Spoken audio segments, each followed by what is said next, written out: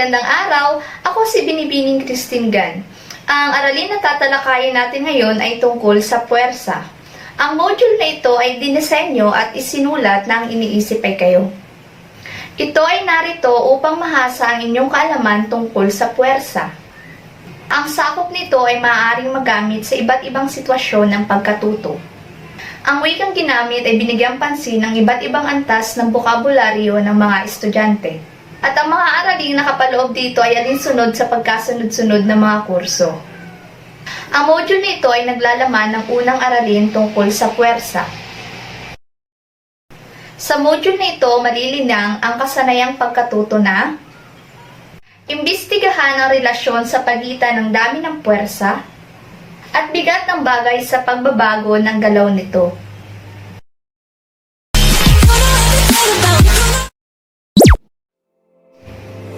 Subukin natin ang inyong kaalaman tungkol sa puwersa. Panuto, piliin ang titik ng tamang sagot. Unang bilang. Kung hindi magbabago ang bigat ng isang bagay, ano ang mangyayari sa acceleration nito kung ang puwersang ibinigay ay itinaas? Letrang A, tataas. Letrang B, bababa. Letrang C, walang pagbabago.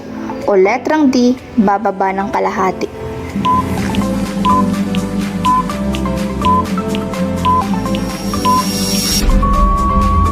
Ang tamang sagot ay letrang A, tataas. Pangalawang bilang. Ano ang magiging kabuuang puwersa ng kahon kung itinulak ito ng dalawang babae ng may lakas na 200 Newton at 100 Newton na parehong patungong pakaliwa? Letrang A, 300 Newton pakanan. Letrang B, 300 Newton pakaliwa. Letrang C, 100 Newton pakaliwa. O letrang D, 0.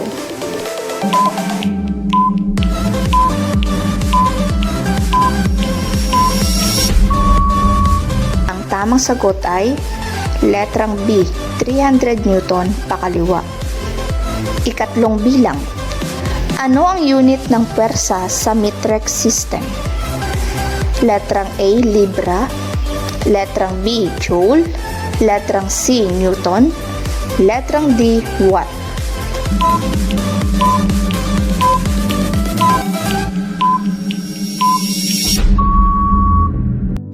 Ang tamang sagot ay letrang C, newton. Pang-apat na bilang. Mula sa diagram sa ibaba, anong klase ng puwersa ang maaaring mangyari? Letrang A, puwersa ng pagtulak. Letrang B, puwersa ng pag-akit. Letrang C, balancing puwersa. O letrang D, de-balancing puwersa.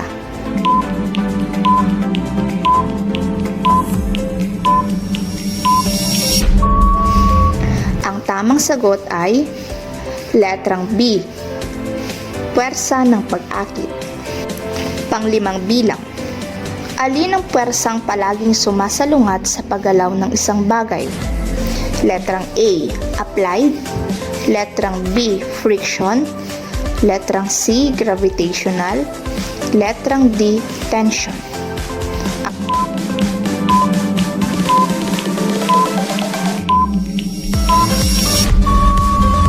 Ang tamang sagot ay letrang B, friction. Pang-anim na bilang. 50 Newton pakanan, 50 Newton pakaliwa, at 10 Newton pakanan ang mga puwersang inilapat sa isang bagay. Ano ang kabuuang puwersa nito? Letrang A, 10 Newton pakaliwa. Letrang B, 10 Newton pakanan.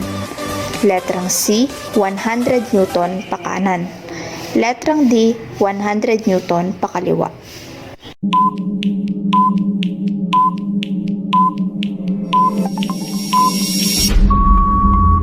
Ang tamang sagot ay letrang B, 10 Newton pakanan. Pang-pitong bilang. Ang mga sumusunod ay halimbawa ng magkalapat na puwersa maliban sa letrang A, puwersang tensyonal. Letrang B, puwersang friksyonal. Letrang C, karaniwang puwersa o puwersang normal. Letrang D, puwersang magnetic.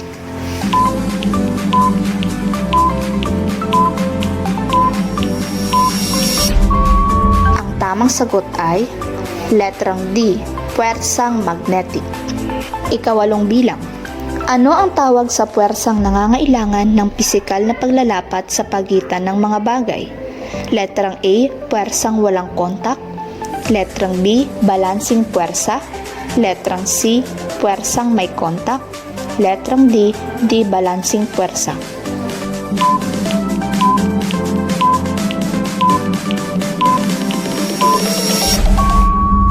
Ang tamang sagot ay letrang C, puwersang may kontak. Ikasyam na bilang. Ang buwan at daigdig ay mga bagay sa kalawakan na may iba-ibang bigat. Kung ikaw ay makakapunta sa buwan, ano ang mangyayari sa iyong bigat? Letrang A, tataas. Letrang B, bababa. Letrang C, walang pagbabago. O letrang D, magbabago depende kung araw o gabi.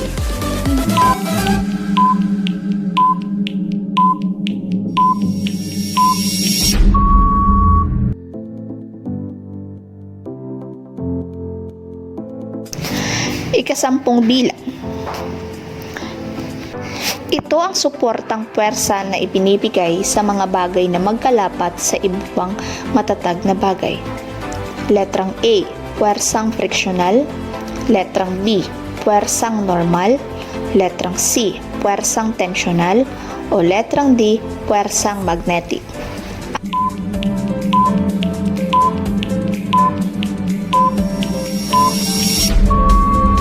Ang tamang sagot ay letrang B, puwersang normal.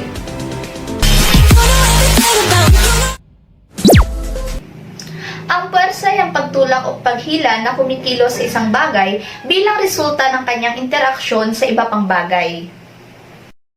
Ang mga halimbawa nito ay ang karwaheng hinihila ng kabayo, larong hilahang lubid, at pagtulak at paghila ng mga kagamitan sa loob ng bahay.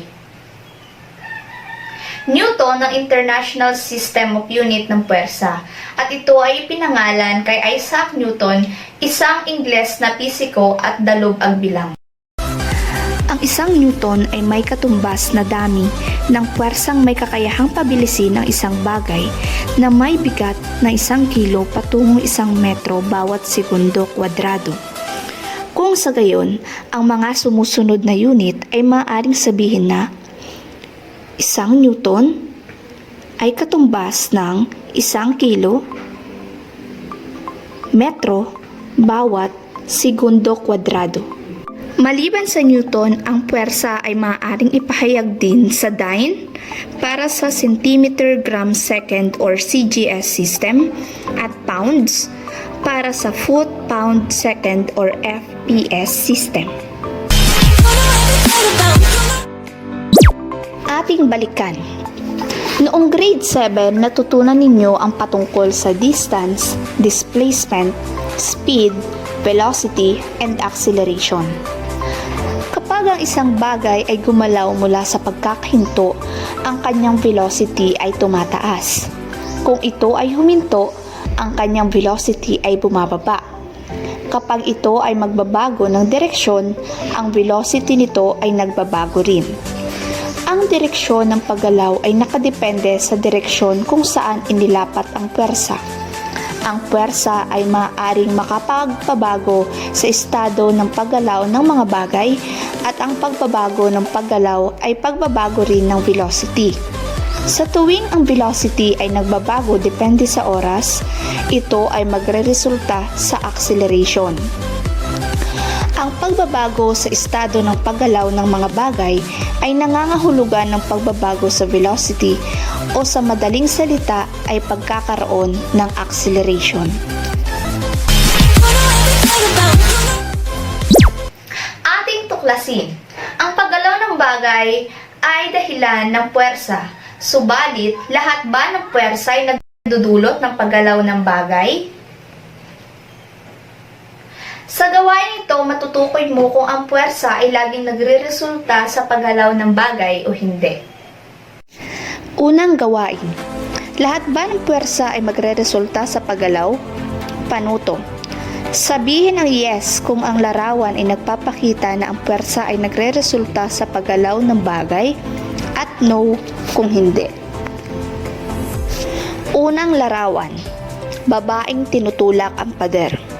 Ang puwersa ba ay nagresulta sa paggalaw? Ang tamang sagot ay no. Pangalawang larawan, lalaking hinihila ang isang kariton. Ang puwersa ba ay nagresulta sa paggalaw?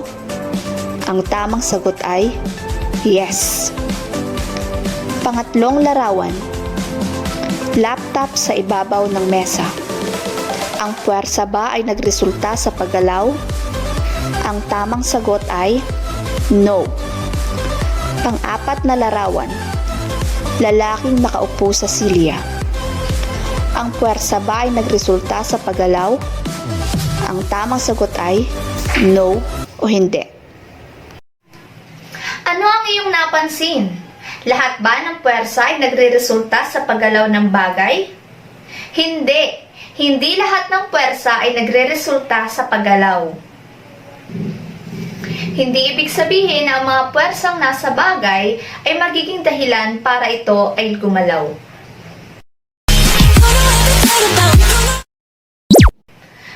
Hindi lahat ng puwersa ay nagreresulta sa paggalaw. Nangyayari ito kapag ang puwersang inilapat ay mas maliit sa puwersang nakapaloob sa bagay.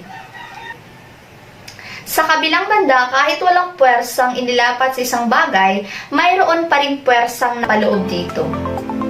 Isaalang-alang mo ang bolang nasa itaas ng mesa na may kita sa figura 2. Hindi gagalaw ang bola kung walang puwersang ilalapat dito. Kapag itinulak mo ang bola, gagalaw ito o gugulong sa ibabaw ng mesa. At kapag itinulak mo pa itong muli sa direksyon kung saan ito patungo, gagalaw ito ng mas mabilis at mas malayo. Pero kung itutulak mo ito sa kabilang banda, taliwas sa direksyon ng kanyang paggalaw, ito ay babagal at kalaunan ay hihinto. Panghuli, kapag itinulak mo ito sa direksyon na iba mula sa orihinal nitong patutunguhan, ito ay magbabago rin ng kanyang direksyon. Bilang konklusyon, ang puwersa ay maaaring makapagpagalaw, makapagpabilis, makapagpabagal, o makapagpahinto o makapagpaiba ng direksyon ng paggalaw ng bola o iba pang bagay. Upang wastong mailarawan ang puwersang nakapaloob sa bagay, halina't suriin ang pangatlong figura. Ang figura 3 ay nagpapakita kung paano kumikilos ang puwersa sa bola, subalit kailangan mong maging pamilyar sa mga sumusunod na salita. Magnitude. Ito ay tumutukoy sa sukat o lakas ng puwersa. Direksyon. Ito ay punto kung saan pupunta ang bagay. Ang direksyon ng unahan ng panal palaso ay nagpapahiwatig ng direksyon ng puwersa. Ang haba ng palaso pana ay kumakatawan sa halaga ng puwersa. Punto ng aplikasyon. Ang lokasyon kung saan ang puwersa ay inilapat. Linya ng pagkilos ay ang tuwid na linya na dumadaan sa punto ng aplikasyon at kahilera ng direksyon ng puwersa. Ang puwersa ay nauuri sa dalawang klase base sa kung paano ito inilapat sa isang bagay o kung paano ito kumikilos sa ibang mga bagay.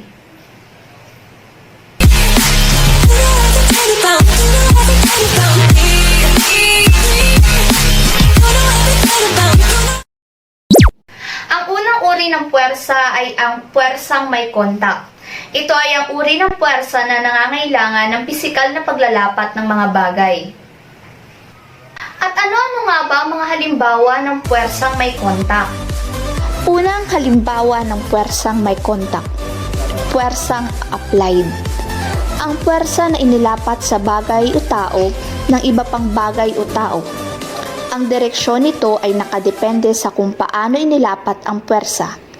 Ang simbolo nito ay F, nakadepende sa kung sino o ano ang inilapat na puwersa sa bagay. Halimbawa, kung ang batang lalaki ay naglapat ng puwersa sa kahon, maaari natin itong ipahiwatig sa pamamagitan ng F. Boy. Tingnan ang figura. Pangalawang halimbawa ng puwersang may kontak, puwersang normal. Ito ay suportang puwersa na ginagamit sa isang bagay na nakalapat sa iba pang matatag na bagay. Ito ay minsang tinutukoy ding puwersang pagdiin. Ang puwersang normal ay palaging nakadirekta patungo sa bagay at kumikilos ng patayo. Pangatlo, puwersang friksyonal. Ito ang puwersa na kumikilos na laban o salungat sa mga bagay na dahilan ng pagbagal ng paggalaw nito. Ito ay palaging salungat sa direksyon ng paggalaw ng mga bagay. Ang air resistance ay ang pinapahiwatig ng F-air. Espesyal na uri ng puwersang friksyonal na kumikilos sa bagay na naglalakbay sa hangin. Katulad ng lahat ng puwersang friksyonal, ang puwersa ng air resistance ay palaging salungat sa direksyon ng paggalaw ng bagay. Ang puwersang ito ay palaging binabaliwala, ibig sabihin, ang lakas nito ay hindi napapansin. Pang-apat, puwersang tensyonal o tension ay ang puwersa na inilalapat sa pamamagitan ng lubid, tali o kawad kapag ito ay hinihila ng mahigpit ng puwersang kumikilos sa magkabilang dulo.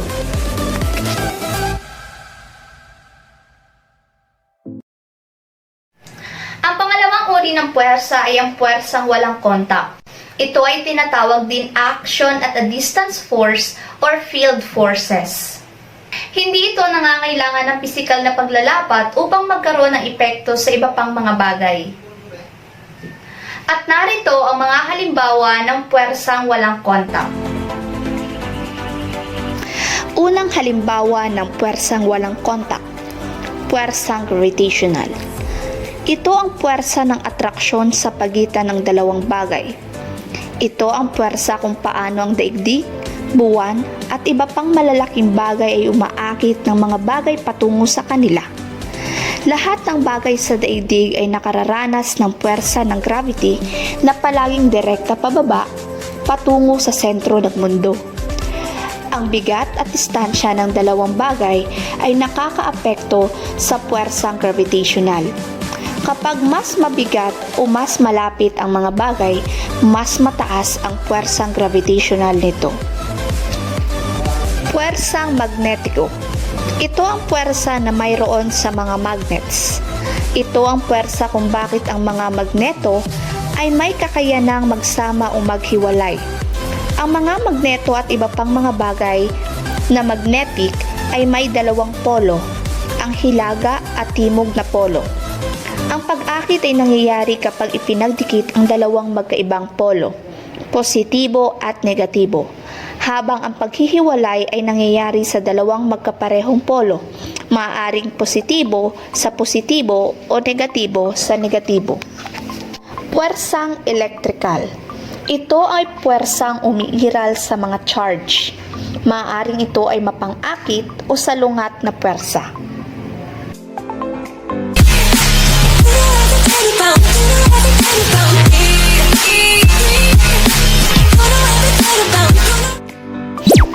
Sunod ay ang balanse at di-balancing puwersa.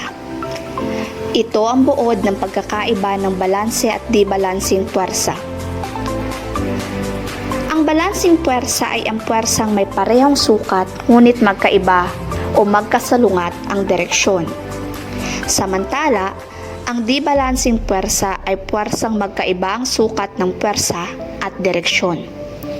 Sa balancing puwersa, ang bagay ay maaaring nakatigil o nasa tuloy-tuloy na paggalaw.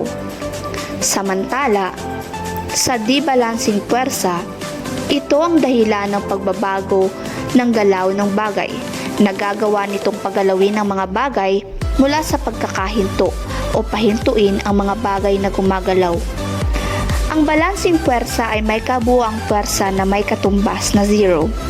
Samantala, ang di-balancing puwersa ay may kabuuang puwersa na hindi zero. Para mailarawan ang puwersa, nararapat na alam mo ang dalawang bagay, ang magnitude o sukat at ang direksyon ng puwersa. Nararapat ito para matukoy mo kung ano ang net or resultant force. Ang net o resultant force ay ang kabuang pwersa na kumikilos sa mga bagay.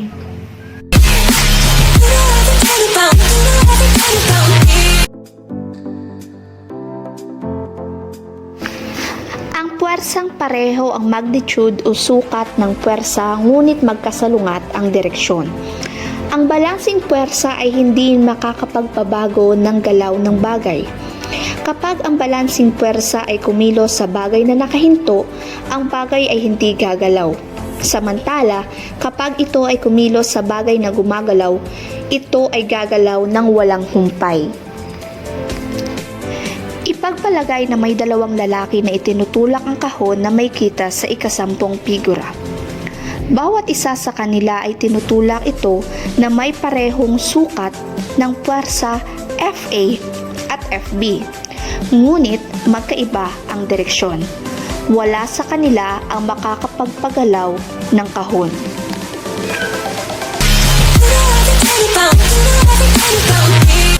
Ang di-balancing puwersa ay ang puwersa na nagdudulot ng paggalaw ng mga bagay.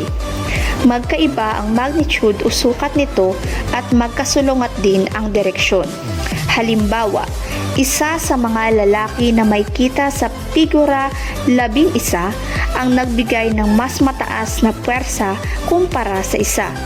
Ibig sabihin, hindi na pareho ang puwersa na inilapat sa kahon, kaya hindi nito maaaring kansilahin ang isa't isa. Ito ang dahilan ng paggalaw ng kahon sa direksyon kung saan nagbigay ng mas mataas na puwersa. Sa kasong ito, pakaliwa. Ating pagyamanin. Ang ating unang gawain ay may titulo na Pagtukoy sa mga uri ng puwersa. Pagkatapos may isagawa ang gawain, nararapat mong matukoy kung ano ang iba't ibang uri ng puwersang nakapaloob sa sitwasyon. At ang materyales na kinakailangan ay larawan. Suriin mo ang larawan. Ang lalaking nagtutulak ng mesa. Letrang A. Ano-ano ang mga uri ng puwersang mayroon sa sitwasyon? Ano ang iyong sagot? Tama. Ang mga uri ng puwersang nasa sitwasyon ay puwersang normal, puwersang gravitational, puwersang applied, at puwersang frictional. Kung magbibigay ang lalaki ng 5 Newton na puwersa, gagalaw ba ang mesa? Ang tamang sagot ay oo, gagalaw ito. Saan ang direksyon ito tutungo? Tama. Ito ay tutungong pakaliwa. Kung magbibigay ang lalaki ng 5 Newton na puwersa at ang puwersang frictional ay 2 Newton, ano ang magiging resultant force o kabuuang puwersa? Ang tamang sagot ay 3 Newton. Ano ang direksyon ng puwersang frictional nito? Tama. Ito ay pakanan. Mayroong puwersa ang mga bagay maging ito man ay nakahinto o gumagalaw. Sa susunod na gawain, matutukoy mo kung ano-ano ang mga uri ng puwersang nakapaloob sa mga bagay na nakahinto. Ang titulo ng ating pangalawang gawain ay Mga Puwersa sa mga bagay na nakahinto. Pagkatapos may isagawa ang gawain, nararapat mong matukoy kung ano ang mga puwersang nakapaloob sa mga bagay na nakahinto. At ang materyales na kakailanganin natin ay larawan.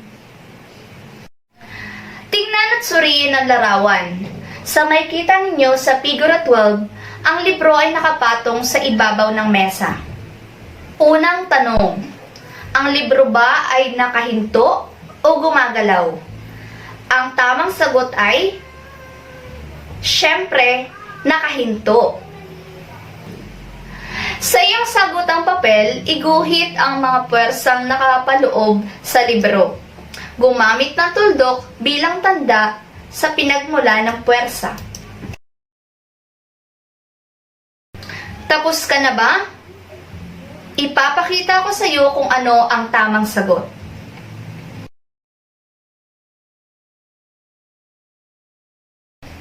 Ang ating pangatlong pangatlong gawain naman ay tungkol sa balanse at di-balancing puwersa. Pagkatapos may sagawa ang gawain, nararapat mong una, matukoy ang sitwasyon kung saan ang puwersa ay balanse at di-balanse. Pangalawa, ipaliwanag ang epekto ng balanse at di-balancing puwersa sa estado ng paggalaw ng mga bagay. Mga materyales na gagamitin natin ay mga larawan. Sa Figura 13 ay makikita ninyo ang balancing puwersa sa pagtulak ng mesa. At sa Figura 14 naman ay ang di-balancing puwersa sa larong hilahang lubid. Para sa tanong bilang 1 hanggang 3, sumangguni tayo sa Figura 13. Unang tanong, kung ang dalawang lalaki ay maglalabas ng 15 Newton o parehong 15 Newton sa magkaiba o magkasalungat na direksyon, gagalaw ba ang kahon? Ang tamang sagot ay, hindi. Hindi ito gagalaw. Pangalawang tanong, ano ang mangyayari sa kabuuang puwersa ng kahon? Ang tamang sagot ay, ito ay magiging 0. Sapagkat makakansila ang dalawang puwersa dahil sila ay magkapareho ngunit magkasalungat ang direksyon. Ano naman ang puwersang nakapaloob sa kahon? Ang tamang sagot ay balancing puwersa. Para naman sa tanong 4 hanggang 6, tayo ay sumangguni sa Figura 14. Pang-apat na tanong, kung ang dalawang grupo ay naglabas ng dalawang magkaibang sukat ng puwersa sa magkasalungat na direksyon sa lupa, gagalaw ba ang lubid? Ang tamang sagot ay, oo, gagalaw ito. Magiging 0 kayo. Ang tamang sagot ay, hindi. Sa anong direksyon ito gagalaw o tutungo? Ang tamang sagot ay, pakanan.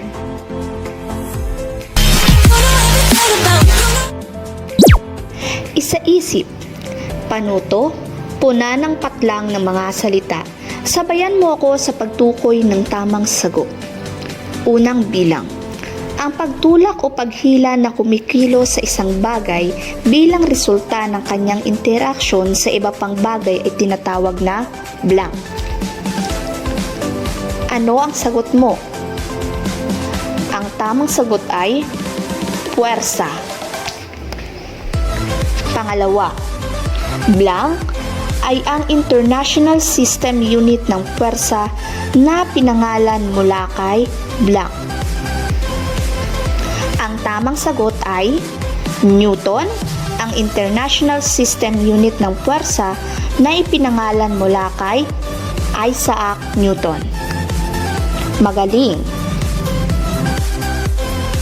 Ano ang iyong sagot? Ang tamang sagot ay magnitude ang tumutukoy sa sukat o lakas ng puwersa, samantalang direksyon ay ang punto kung saan pumupunta ang bagay. Ano ang sagot mo? Ang tamang sagot ay, ang dalawang uri ng puwersa ay, puwersang may kontak na nangangailangan ng pisikal na paglalapat ng mga bagay at puwersang walang kontak na hindi nangangailangan ng pisikal na paglalapat upang magkaroon ng epekto sa iba pang bagay.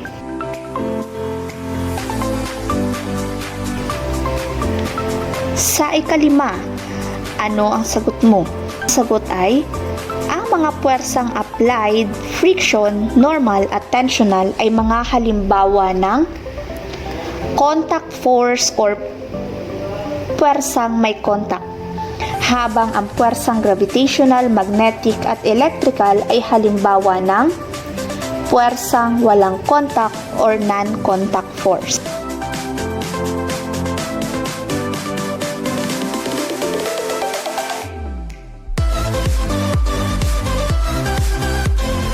Ang tamang sagot ay puwersang tensional o tensional force. Ito ang puwersa na nailalapat sa pamamagitan ng lubid, tali, at kawad.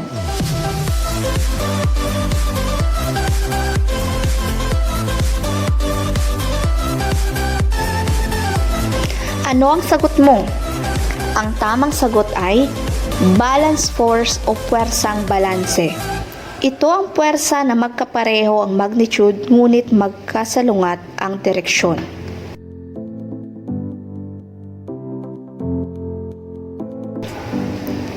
Ano ang sagot mo? Ang tamang sagot ay di-balancing puwersa o unbalanced force. Ang tamang sagot ay net force, kabuuang puwersa o resultant force.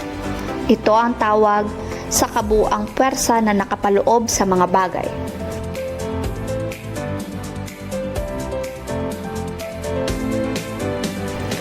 Sa pang-10, ang tamang sagot ay kung ang puwersa ay balance, ang net force o kabuuang puwersa nito ay 0. Habang kung ang puwersa naman ay hindi balanse, ang kabuuang puwersa ay hindi katumbas ng 0.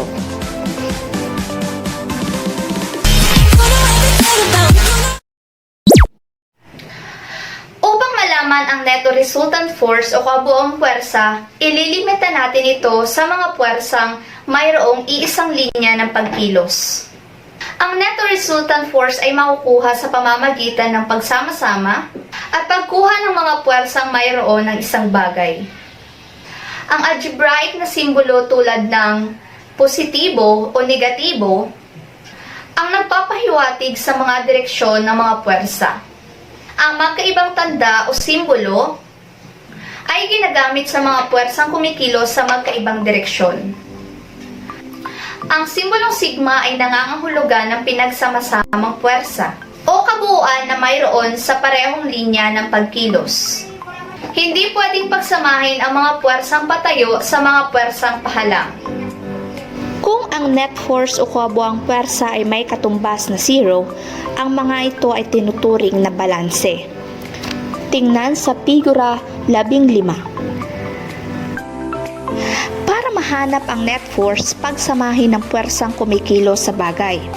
Sa figura 15, maaari natin pagsamahin ng dalawang puwersa dahil ang mga ito ay nasa parehong linya ng pagkilos. Ang net force ay 0, nangangahulugan na ang puwersa ay balanse. Ibig sabihin, hindi ito magdudulot ng paggalaw sa bagay. Ang kahon ay mananatiling nakahinto. Samantala, kung ang net force ay hindi 0, ito ay tinuturing na hindi balanse. Halimbawa, ang isang lalaki ay naglabas ng 50 Newton na puwersa habang ang isa ay naglabas ng 25 Newton na puwersa. Ibig sabihin, gagalaw ang kahon dahil ang net force o kabuuang puwersa nito ay papunta sa direksyon kung saan ang lalaki ay naglabas ng mas mataas na puwersa at ito ay pakaliwa. Ang negatibong simbolo sa solusyon ay nangangahulugan na ang puwersa ay inilapat sa kabilang bahagi. Ito ay pakanan. Palaging tandaan, isulat ang magnitude at direksyon ng puwersa. Subalit, may mga kaso na ang puwersa ay inilapat sa iisang direksyon lamang. Mas madali itong sagutan dahil pagsasamahin mo lamang ang mga puwersa at kokopyahin ang direksyon nito. Halimbawa, itinulak ng dalawang lalaki ang kahon patungong pakaliwa na may lakas na 30 Newton at 25 Newton. Ngayon, subukan mong sagutan ang mga sitwasyong aking ibibigay. Panuto, pakinggan at unawain mabuti ang mga problema. Mangyaring pakihinto muna ng videong ito habang ikaw ay nagsasagot at patakbuhin mong muli kapag tapos na upang malaman kung ano ang mga tamang sagot. Ito ang unang problema. Ito naman ang pangalawang problema.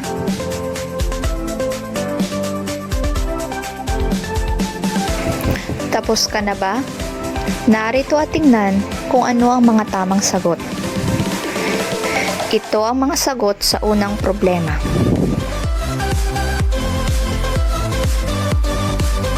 Ito ang sagot sa pangalawang problema.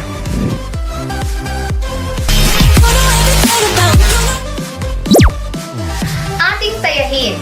Ating alamin kung anong mga natutunan mo sa module na ito. Panuto, piliin ang titik ng tamang sagot. Unang bilang. Alin ang puwersang nakakapagpabagal ng paggalaw ng mga bagay? Letrang A, puwersang friksyonal. Letrang B, puwersang normal. Letrang C, puwersang magnetic. O letrang D, puwersang applied. Ang tamang sagot ay letrang A, puwersang friksyonal. Pangalawa, ano ang tumutukoy sa kung gaano kalaki o kalakas ang puwersa? Letrang A, magnitude. Letrang B, linya ng pagkilos. Letrang C, velocity ng bagay. Letrang D, direksyon ng puwersa. Ang tamang sagot ay letrang A, magnitude. Pangatlo, ano ang suportang puwersa na ginagamit sa isang bagay na nakalapat sa iba pang matatag na bagay? Letrang A, puwersang friksyonal. Letrang B, puwersang normal. Letrang C, puwersang magnetic. O letrang D, puwersang tensional. Ang tamang sagot ay letrang B, puwersang normal. Kaapat, ano ang puwersang humihila sa mga bagay patungo sa sentro ng daigdig? Letrang A, puwersang applied. Letrang B, puwersang gravitational. Letrang C, puwersang magnetic. Letrang D, puwersang tensional. Ang tamang sagot ay letrang B, puwersang gravitational. Ikalima, ito ang lokasyon kung saan inilalapat ang puwersa. Letrang A, magnitude. Letrang B, linya ng pagkilos. Letrang C, punto ng aplikasyon. O letrang D, direksyon ng puwersa. Ang tamang sagot ay letrang C, punto ng aplikasyon. Ika-anim, kung itinulak ng dalawang lalaki ang mesa na may parehong lakas na 100 Newton, ano ang kabuang puwersa? Letrang A, 250 Newton. Letrang B, 220 Newton. Letrang C, 100 Newton. Letrang D, 200 Newton. Ikapito, ang net o resultant force ng balancing puwersa ay letrang A, 20 Newton. Letrang B, 50 Newton. Letrang C, 0. Letrang D, anumang halaga na hindi 0. Kawalong bilang, ano ang mangyayari sa bagay na mayroong balanse ang puwersa? Letrang A, mananatiling nakahinto. Letrang B, mananatiling gumagalaw. Letrang C, magbabago ng direksyon. Letrang D, ang sagot ay parehong A at B. Ang tamang sagot ay letrang D. Ang tamang sagot ay parehong A at B, mananatiling nakahinto o mananatiling gumagalaw.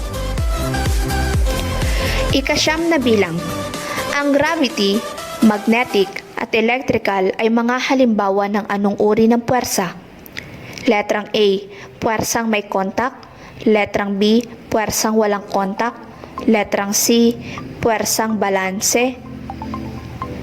O letrang D, di-balancing puwersa. Ang tamang sagot ay letrang B, puwersang walang kontak. Ika-10 bilang, ang mga sumusunod ay mga halimbawa ng puwersang may kontak maliban sa letrang A, puwersang friksyonal.